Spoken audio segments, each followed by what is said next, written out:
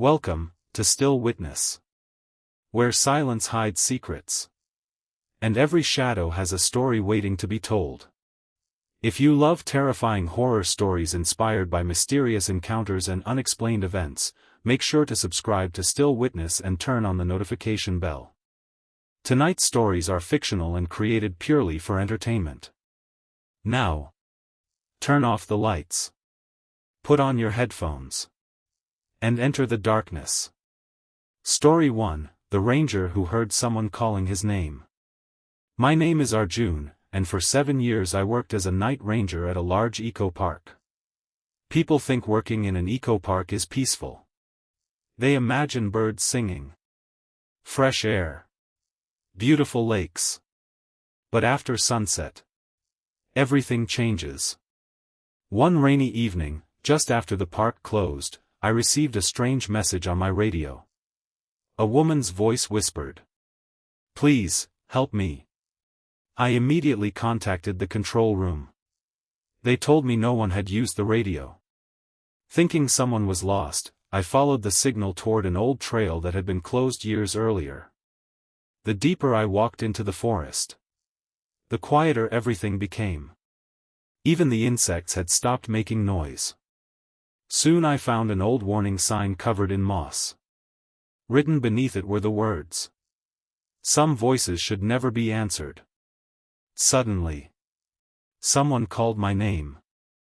Arjun. It sounded exactly like my mother. But she had died 5 years earlier. I looked toward the trees. A woman wearing white clothes stood silently in the fog. She slowly raised her hand, inviting me to follow. Without thinking, I started walking toward her. Then my radio exploded with static. My supervisor screamed, "Stop walking." I froze. The woman disappeared. Confused, I looked down. I wasn't standing on a trail anymore. I was standing less than a foot away from the edge of a deep cliff. One more step, and I would have fallen to my death. As I backed away, a freezing breath touched my ear. The woman's voice whispered, "You almost came with me." I turned around. No one was there. I ran back to the ranger station without looking behind me. The next morning my supervisor showed me an old newspaper. 15 years earlier, a young woman had fallen from that exact cliff during heavy fog. Her body was never recovered. Since then, every ranger who hears a woman calling their name is permanently removed from night patrol. I resigned a week later. But sometimes, late at night, an unknown phone number still calls me. When I answer, the only thing I hear is, "Arjun, come back." Story 2: The Forbidden Watchtower. After the incident with the mysterious voice, I transferred to another eco-park. I thought my nightmare was finally over. But I was wrong. The new eco-park looked even more beautiful. A peaceful lake, thousands of tall trees, and a wooden watchtower standing deep inside the forest. On my first day, the head ranger gave me only one warning. He looked straight into my eyes and said, "No matter what happens, never go to watchtower number 4 after sunset." I smiled. I thought it was just another old ranger's ghost story. A few weeks passed peacefully. Nothing unusual happened. Then one cold winter night, at exactly 8:52 p.m., the electricity across the northern forest suddenly went out. Only one light remained.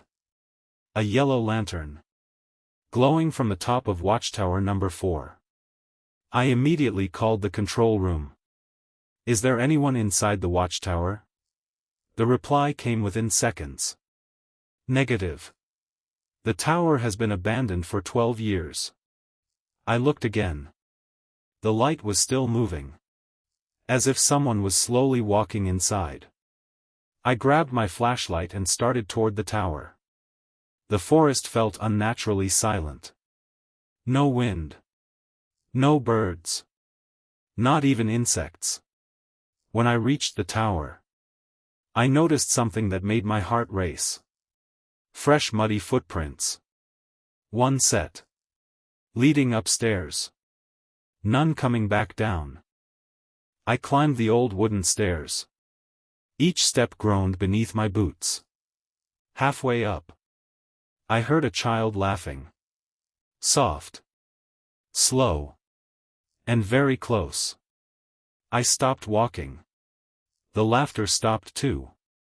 Then a little girl's voice whispered. "You're finally here."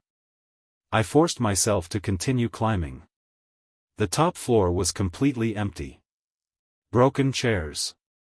Dust everywhere. Spider webs hanging from the ceiling.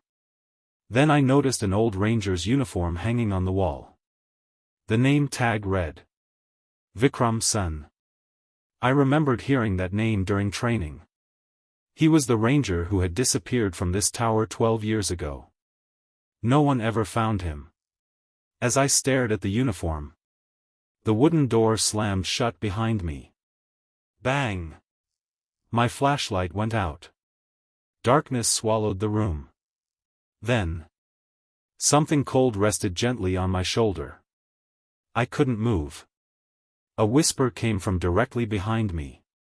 "Don't turn around." I closed my eyes. Footsteps slowly circled around me. But when my flashlight suddenly flickered back on, there was no one. Only my shadow. Then, I looked outside the broken window. My blood froze. Dozens of people were standing silently among the trees. Men. Women. Children. Every single one of them was staring directly at the tower. At me. None of them blinked. None of them moved. Slowly, they all raised one hand and pointed toward the tower. At that exact moment, the floor beneath me cracked. I fell through the rotten wood. When I opened my eyes, it was morning. The rescue team surrounded me. The head ranger looked terrified. Without saying a word, he handed me an old black and white photograph. It showed 12 rangers standing beside watchtower number 4. I counted the faces. There were 12. Then I looked again. Standing in the last row, wearing a ranger's uniform, was me.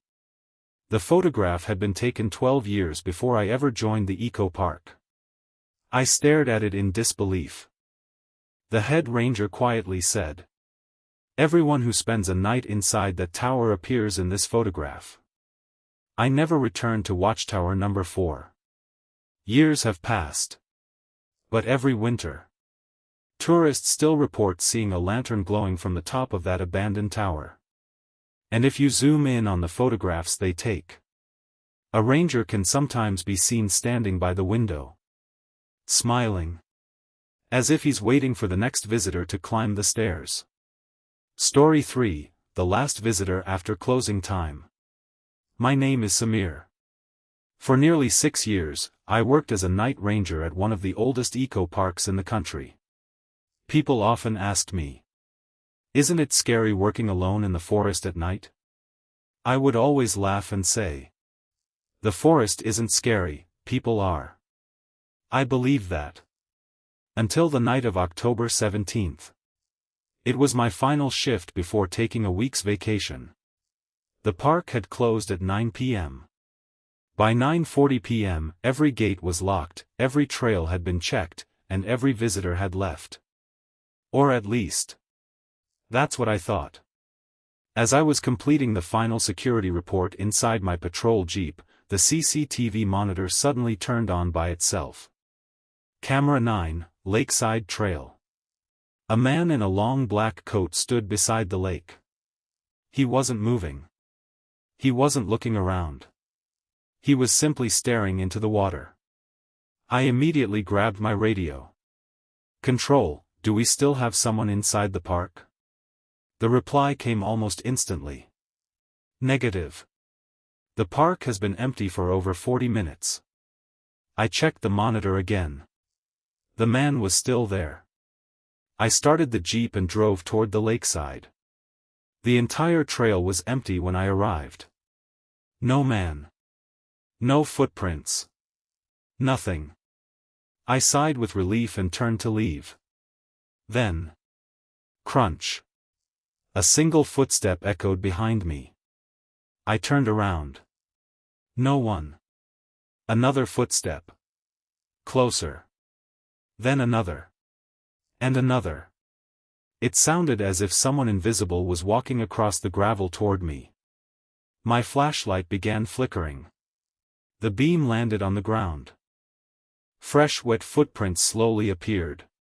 One after another. As though someone unseen was walking straight toward me. They stopped less than 2 feet away. Suddenly. A whisper brushed against my ear. "You're late." I spun around. Nothing. The park lights suddenly went out. Darkness swallowed everything. Across the lake. Tiny yellow lights appeared. Lanterns. Dozens of them. Moving silently between the trees. Then. Something impossible happened. The lanterns began crossing the lake. Not floating. Not swimming. Walking. Across the surface of the water. Every lantern stopped at the shoreline. The hooded man stepped forward. For the first time. He slowly lifted his head. His face looked almost human. Except. He had no eyes. Only 2 empty black holes. He smiled. Then he spoke. "Every ranger has one final patrol. Tonight, it's yours." My legs refused to move. Suddenly, every lantern went out at once. The forest became completely silent. Then. Dozens of footsteps surrounded me. Not one. Not 2. Dozens. They circled me in the darkness. Closer. Closer. Until they stopped. A cold hand rested on my shoulder. I closed my eyes. When I opened them again. It was morning. I was lying beside the lake. The rescue team had found me unconscious. The park manager handed me a small object that had been clenched tightly in my hand. It was an old brass ranger badge. Covered in rust. The number engraved on it read 001. The manager's face turned pale. He whispered. "This badge belonged to the very first ranger who disappeared here, more than 30 years ago.